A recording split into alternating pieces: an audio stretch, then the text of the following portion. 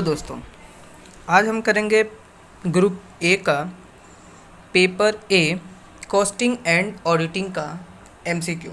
इस पार्ट में हम टॉप 50 एमसीक्यू पढ़ेंगे सिर्फ ऑडिटिंग का।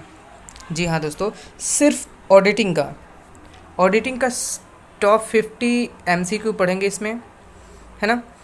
तो और नेक्स्ट पार्ट में हम कॉस्टिंग की कोशिश करेंगे कि 50 टॉप 50 एमसीक्यू लाएं। तो इस पार्ट में अभी हम सिर्फ और सिर्फ ऑडिटिंग का एमसीक्यू करने वाले हैं, जो कि ग्रुप ए का पेपर 1 कॉस्टिंग एंड ऑडिटिंग है। उसमें ऑडिटिंग पार्ट का सिर्फ एमसीक्यू आज हम करेंगे। तो उसी में हमारा पहला क्वेश्चन है कि डैश पुस्तकों और अभिलेखों या व्यवसाय की एक व्यवस्थित परीक्षा है।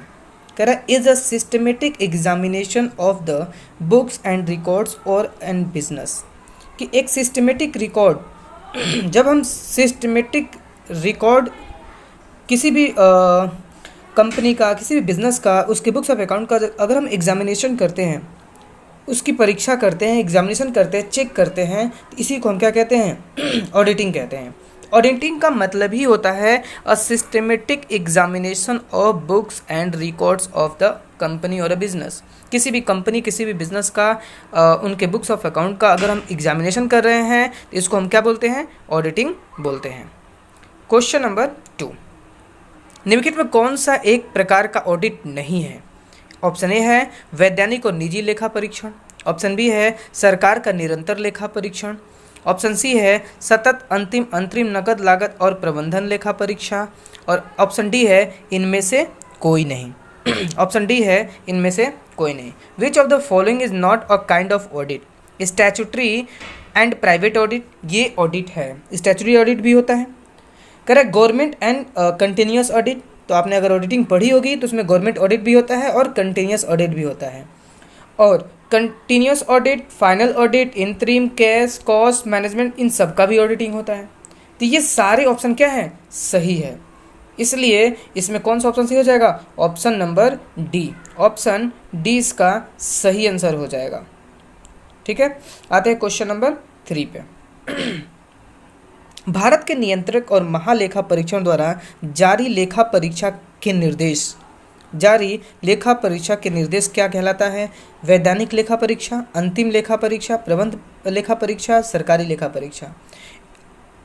Instruction of audit issued by the controller and auditor general of India, वो क्या कहलाता है? ये जो controller and audit general of India होता है, इसको हम शॉर्ट में बोलते हैं CAG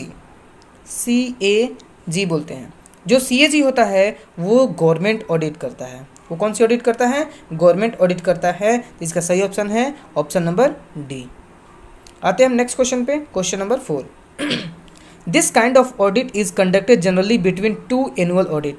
2 एनुअल ऑडिट के बीच में, 2 वार्षिक लेखा परीक्षा के बीच में कौन सा लेखा परीक्षा किया जाता है? कौन सी ऑडिट किया जाता है? 2 ऑडिट के बीच में कौन सा ऑडिट किया जाता है? तो ऑप्शन है आंतरिक लेखा परीक्षा, बी ऑप्शन है अंतरिम लेखा परीक्षा, सी है अंतरिम लेखा परीक्षा, डी है निरंतर लेखा परीक्षा। Internal audit, interim audit, final audit and continuous audit. तो इसका सही ऑप्शन होगा option number B, interim audit यानी अंतरिम लेखा परीक्षा। ये 2 एनुअल ऑडिट के बीच में ये ऑडिट कराया जाता है, जिसको हम बोलते हैं इंतरिम ऑडिट या हिंदी में बोलते हैं अंतरिम लेखा परीक्षा। ठीक है, आते हैं क्वेश्चन नंबर 5 पे। अंकेक्षण का कार्य प्रारंभ होने से पूर्व लेखा परीक्षा संपूर्ण अंकेक्षण कार्य की योजना बनाता है, कहलाता है। कह रहा before the work of audit is commence the auditor plans out the work plan out the whole of audit work is called. तो जब भी एक ऑडिटर ऑडिट करने जाता है तो ऑडिट करने से पहले एक पूरा डिटेल योजना बनाता है, एक पूरा डिटेल बनाता है कि हमें क्या करना है, कैसे करना है, ऑडिट कब करनी है, कैसे करनी है, फिजिकल काउंटिंग करनी है कि नहीं करनी है, बुक्स ऑफ अकाउंट हमें कहाँ मिलेगा, कौन व्यक्ति जो हमारे ऑडिटर के साथ है वो कौन व्यक्ति कौन सा काम करेगा। ये सारा काम ऑडिटर पहले ही करता है, एक डिटेल ब्यौरा बनाता है जिसको हम कहते हैं ऑडिट प्रोग्राम, लेखा परीक्षा कार्यक्रम। ठीक है। तो ऑडिट प्रोग्राम एक सिस्टमेटिक डिटेल होता है, एक सिस्टमेटिक प्लान होता है जो ऑडिटर बनाता है बिफोर द ऑडिट, याद रखना है ये भी। क्वेश्चन नंबर 6 कह रहा बाउचर से संबंधित है नगद रसीद, नगद भुगतान, क्रेडिट लेन देन, उपरोक्त सभी। बाउचर रिलेट टू, अब बाउचर किसे कहते हैं? कैश रिसीप्ट में है ना, कैश पेमेंट है, क्रेडिट ट्रांजेक्शन है, ऑल ऑफ द अबव। तो बाउचर सब में मिलता है, चाहे कैश करो चाहे क्रेडिट करो, बाउचर तो मिलता ही मिलता है। नेक्स्ट क्वेश्चन, क्वेश्चन नंबर 7, आंतरिक लेखा परीक्षा किसके द्वारा नियुक्त किया जाता है? Internal auditor is appointed by. जो क्वेश्चन नंबर 7 है कि इंटरनल ऑडिटर किसके द्वारा अपॉइंट किया जाता है? सबसे पहला है प्रबंधन द्वारा, शेयर धारकों द्वारा, सरकार द्वारा और वैधानिक निकाय द्वारा। The management, share holders, government and statutory body द्वारा। तो जो हमारा इंटरनल ऑडिटर होता है वो मैनेजमेंट के द्वारा नियुक्त किया जाता है। ठीक है, आते हैं क्वेश्चन नंबर 8 पे। ऑडिटिंग वहीं से शुरू होती है जहां डैश समाप्त होता है। Auditing begins where dash ends. Auditing कहाँ से शुरू होता है? सेलिंग से, ऑप्शन ए है। ऑप्शन बी है इन्वेंट्री वैल्यूएशन से। ऑप्शन सी है अकाउंटिंग से। ऑप्शन डी है परचेज से। इसका सही आंसर होगा अकाउंटिंग। जब हम अकाउंटिंग कंप्लीट कर लेते हैं अपने बुक्स ऑफ अकाउंट में, तब उसी अकाउंटिंग की क्या होती है? एग्जामिनेशन होती है। उसी को हम बोलते हैं ऑडिटिंग। तो जब अकाउंटिंग एंड होता है तो ऑडिटिंग शुरू होता है। For which of the following audit is optional. कौन सा ऑडिट है जो ऑप्शनल है? निम्नलिखित में किसके लिए ऑडिट वैकल्पिक है? ट्रस्ट के लिए, जॉइंट स्टॉक कंपनीज के लिए, प्रोप्राइटरशिप कंसर्न के लिए, या non of the above. Trust, संयुक्त स्टॉक कंपनी, स्वामित्व चिंता या उपरोक्त सभी। इनमें से कौन सा ऑप्शन सही है? तो इसका सही ऑप्शन है ऑप्शन सी, स्वामित्व चिंता, मतलब कि प्रोप्राइटरशिप कंसर्न। हम अकेले एक प्रोप्राइटरशिप कंसर्न का मतलब एक अकेला व्यक्ति किसी बिजनेस को चला रहा है, इसको बोलते हैं प्रोप्राइटरशिप कंसर्न। तो इसका सही ऑप्शन है क्या है? Option number C. Question number 10, कानून के तहत अनिवार्य किए गए ऑडिट को कहा जाता है? The audit that made compulsory under the statute of is called. कह रहा है कि जो कानून के तहत अनिवार्य किया गया उस ऑडिट को हम क्या कहते हैं? इसका ऑप्शन दिया है statutory audit, partial, complete audit, continuous audit. कौन सा ऑप्शन सही है? तो इसका ऑप्शन है ऑप्शन नंबर इसका है ए, स्टैट्यूटरी ऑडिट, जो कानून के तहत क्या है? अनिवार्य है। आते हैं हम क्वेश्चन नंबर 11 पे। लेखा परीक्षा का अर्थ है व्यापार लेन देन की रिकॉर्डिंग करना, अंतिम खाते तैयार करना, पुस्तकों, खातों, बाउचरों आदि की जांच करना, अंतिम खाते तैयार करना। तो ऑडिटिंग का मतलब ही होता है, audit means recording the business transaction, ठीक है, preparing the final account, examination. तो ऑडिटिंग का मतलब होता है examination of books and account. इसका सही ऑप्शन क्या है? सी। सही ऑप्शन सी है। आते हैं हम नेक्स्ट क्वेश्चन पे। Auditor shall report on the account examined by him. वो कहाँ किसको रिपोर्ट करता है? लेखा परीक्षक उसके द्वारा जांच किए गए खातों पर रिपोर्ट करेगा। किसको करेगा? To the share holder, to the court, to the bank, to the general public. Auditor किसको रिपोर्ट करता है? ये करता है टू द शेयर होल्डर को। शेयर होल्डर को पहले रिपोर्ट करता है ऑडिटर। ठीक है, आते हैं हम next question, question number 13। Sale of land is revenue receipt, capital expenditure and revenue expenditure. तो भूमि की बिक्री है हमारे लिए क्या? कैपिटल रिसीप्ट यानी पूंजी प्राप्ति। क्वेश्चन 14, सीक्रेट रिजर्व किसके द्वारा बनाया जाता है? Secret reserve can be created public limited company only, banking and financial company only, private limited company only and cooperative societies. तो 14 का कौन सा? सीक्रेट रिजर्व किसके द्वारा बनाया जाता है? तो जितने भी बैंकिंग एंड फाइनेंशियल इंस्टीट्यूशंस होते हैं उनके द्वारा सीक्रेट रिजर्व बनाया जाता है। तो 14 का बी आंसर सही है। आते हैं हम क्वेश्चन 15 पे। जब कोई लेन देन खाते की किताबों में पूर्ण या आंशिक रूप से दर्ज नहीं किया गया है तो ऐसी त्रुटि को कहा जाता है। When a transaction has not recorded in the books of account either wholly or partially, such error is called। मतलब कोई ऐसा ट्रांजेक्शन है जिसका हमने थोड़ा सा रिकॉर्ड किया है, थोड़ा सा नहीं किया है, तो ये कौन सा एरर है? Error of commission, error of omission, compensating error और एरर ऑफ प्रिंसिपल। तो जो एरर ऑफ कमीशन होता है उसमें रिकॉर्डिंग होती है लेकिन गलत रिकॉर्डिंग होती है। एरर ऑफ जो प्रिंसिपल होता है उसमें रिकॉर्डिंग होती है लेकिन हम कैपिटल एक्सपेंडिचर को रेवेन्यू ट्रीट कर लेते हैं, रेवेन्यू एक्सपेंडिचर को कैपिटल एक्सपेंडिचर ट्रीट कर लेते हैं। लेकिन जो एरर ऑफ ओमिशन होता है उसी में होता है कि जिसमें हम या थोड़ा सा रिकॉर्डिंग करें या पूरा का पूरा भूल जाएं। इसका ऑप्शन नंबर बी सही है। 16, संपत्ति के मूल, देनदारियों, भंडार के संतुलन, प्रावधान और एक फर्म को अर्जित लाभ या हानि की राशि के सत्यापन को कहा जाता है।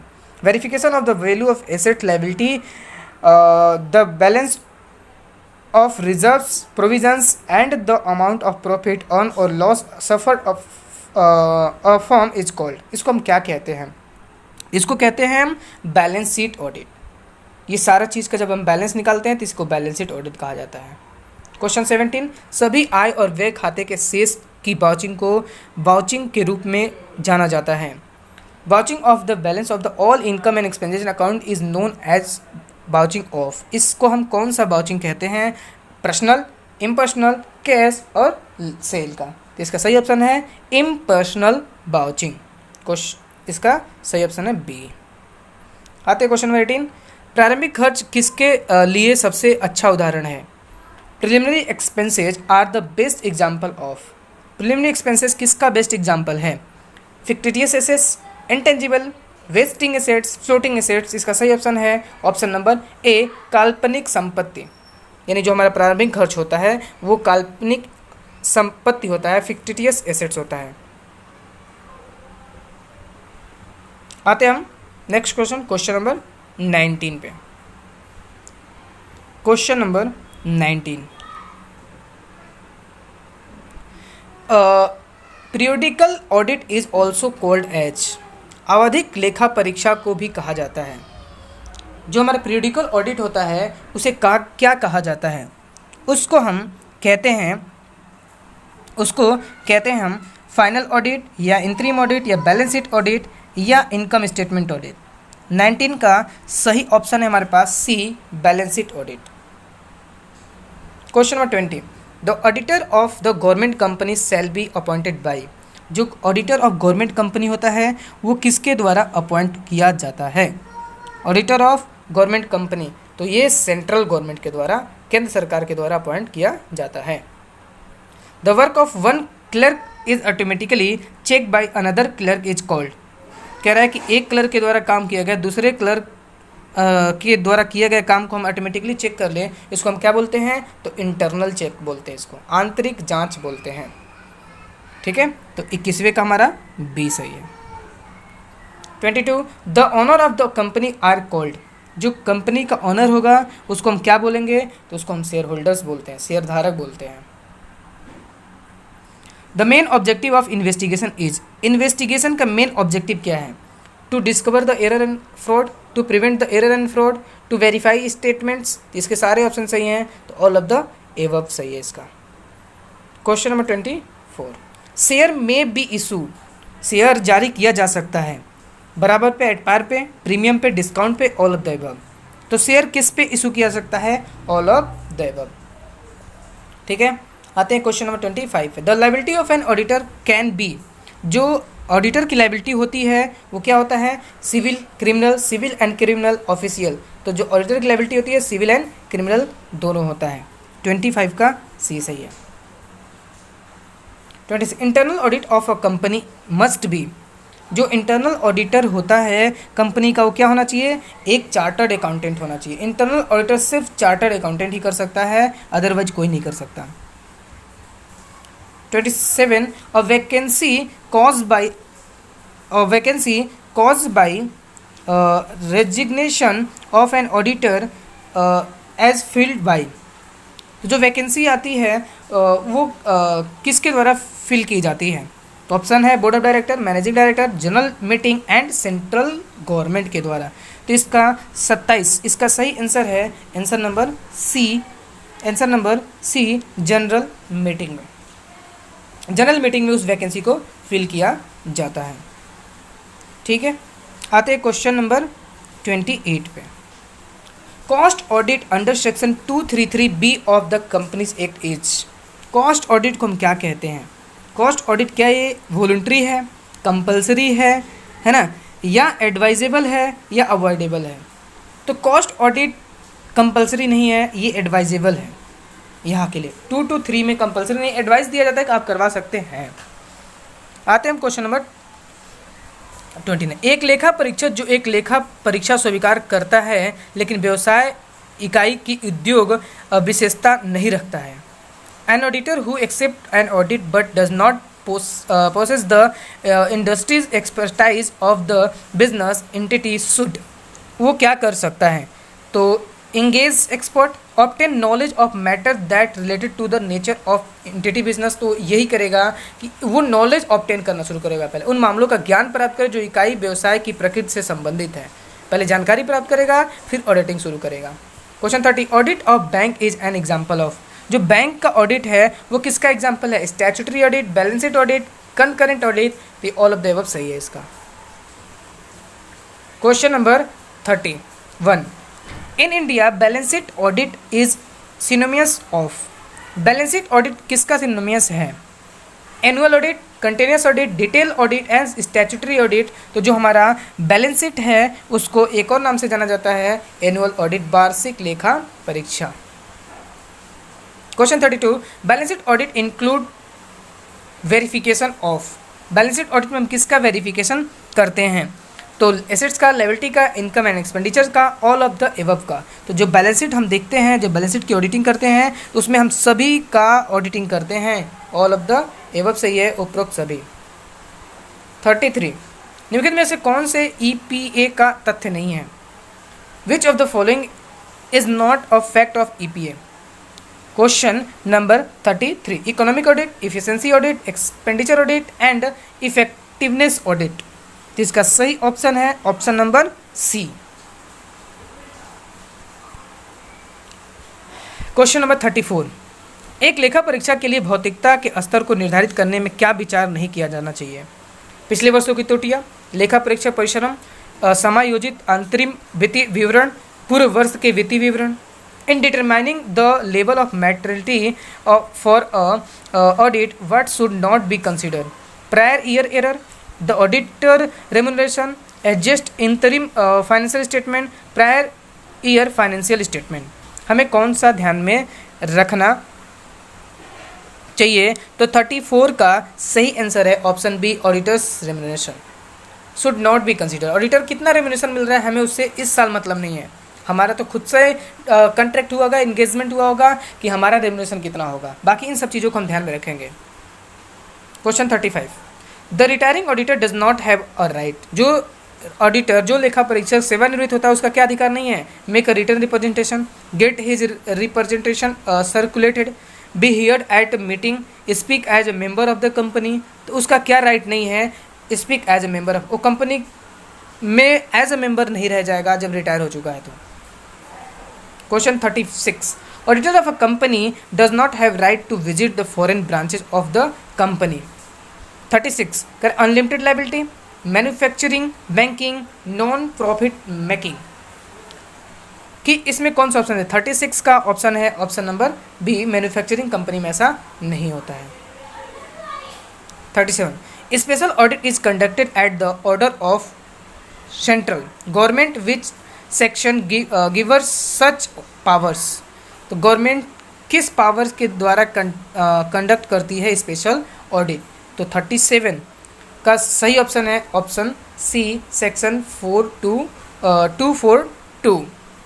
37 का सी, केंद्र सरकार के आदेश पर विशेष ऑडिट किया जाता है। कौन सी धारा ऐसी शक्ति देती है? तो धारा 242A। 38, as per the CAG controller and auditor general, full form होता है, act 1971, the tenure of the controller and auditor general is, कितना उसका कार्यकाल होता है? उसका कार्यकाल कितना होता है?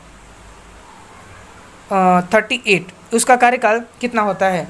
4 ईयर, 5 ईयर, 6 ईयर। तो इसका सही ऑप्शन है 6 ईयर। उसका कार्यकाल क्या होता है? 6 ईयर होता है। Audit of transaction does not include, transaction audit में क्या इंक्लूड नहीं होता है? Propriety audit, efficiency come performance audit, audit of receipt, audit of expenditure. इसमें से सही ऑप्शन है हमारा ऑप्शन नंबर बी, इफिशिएंसी कम परफॉर्मेंस ऑडिट में हम ऑडिट ट्रांजेक्शन नहीं इंक्लूड करते हैं। 14 नंबर क्वेश्चन है audit of rent. Audit of rent, deposit and remuneration does not cover audit of borrowing, audit of amortization of debt, audit of sanction and remittance audit। किराया जमा और प्रेषण की लेखा परीक्षा में शामिल नहीं किया जाता है। किसको शामिल नहीं किया जाता है? इसमें ऋण के परिशोधन की लेखा परीक्षा यानी audit of amortization of debt, इसमें किराया जमा प्रेषण की लेखा परीक्षा में शामिल नहीं किया जाता है। Question number 41, the statutory audit of a government company submit his report. Government company का जो स्टैट्यूटरी ऑडिट होता है वो किसको अपना रिपोर्ट देगा? एक सरकारी कंपनी का संविधिक लेखा परीक्षक अपनी रिपोर्ट को प्रस्तुत करता है। कहाँ प्रस्तुत करेगा? तो वो देगा किसको? सीएजी को, क्योंकि जो गवर्नमेंट कंपनी होती है उसका ऑडिटर जो होता है, जो मेन ऑडिटर होता है उसका सीएजी होता है। Question 42, which country give recognition to auditing first in the companies act. कौन सा ऐसा देश है जो ऑडिटिंग को सबसे पहले कंपनी एक्ट में मान्यता दी है? अमेरिका, ब्रिटेन, इंडिया और इंग्लैंड। 42 इसका सही आंसर है England. 43, auditing is derive from a Latin word. Auditing Latin लिया गया है। ऑप्शन ए है ऑडिरे, ऑडिटर, ऑर्डर। इसका सही ऑप्शन है ऑडिरे। Question 44, when the audit of a company was made compulsory in India. Audit of company India में कब कंपल्सरी किया गया? तो 1914 में, 1914 में। Which of the following government in India followed the education of accountancy first? ठीक है, तो 45 का सही आंसर है government of Mumbai. When the chartered accountant act of India made. Chartered accountant act India में कब मेड किया था? 1949 में। When the audit of company account was made compulsory in England. England में कब कंपल्सरी किया गया था? तो इंग्लैंड में कब कंपल्सरी किया गया था? 1802 में, 1840 में, 1844 में, 1850 में। तो इंग्लैंड में 1844 में कंपल्सरी किया गया था। Question 48, when institute of chartered accountant of India establish. अभी हमने पीछे पीछे करा था, ईयर तो प्रीवियस क्वेश्चन में बता दिया 1949। तो 1 जुलाई 1949 को हुआ था। 1 जुलाई को ही चार्टर्ड अकाउंटेंट डे मनाया जाता है। ठीक है, इसीलिए 1 जुलाई को ही चार्टर्ड अकाउंटेंट डे मनाया जाता है, क्योंकि उसी टाइम इस्टेब्लिश हुआ। When double entry system was invented. Double entry system कब इन्वेंट हुआ था? 1444 में, 1490 में, 1494 में, 1949 में। तो जो डबल एंट्री सिस्टम है वो 1494 में इंट्रोड्यूस किया गया था। क्वेश्चन 50 है, the principle of the double entry book keeping system publish by. किसके द्वारा पब्लिश किया गया था? Double entry book keeping system का सिद्धांत किसके द्वारा प्रकाशित किया गया था? यह किया गया था लुकास पासियोली के द्वारा। लुकास पासियोली के द्वारा। तो 50 क्वेश्चन हमारे कंप्लीट होते इस पार्ट में। एक क्वेश्चन हमने आपके लिए रखा है, आप लोगों को इसका आंसर कमेंट बॉक्स में देना है। लेखा परीक्षा है, ऑडिटिंग इज एन आर्ट और science above both A and B, none of the above. तो आपको इसका आंसर कमेंट बॉक्स में देना है कि इसका सही ऑप्शन क्या है। 51 क्वेश्चन आपके लिए होमवर्क है, आप इसका आंसर कमेंट बॉक्स में कमेंट करेंगे इसका सही ऑप्शन क्या है। ऑप्शन ए है, एक कला है, एक विज्ञान है, या दोनों है, या इनमें से कोई नहीं है। एक लेखा परीक्षा है, ये आपको कमेंट बॉक्स में करना है। और नेक्स्ट पार्ट में हम मिलते हैं कॉस्टिंग के टॉप 50 क्वेश्चन के साथ। तब तक के लिए बाय बाय।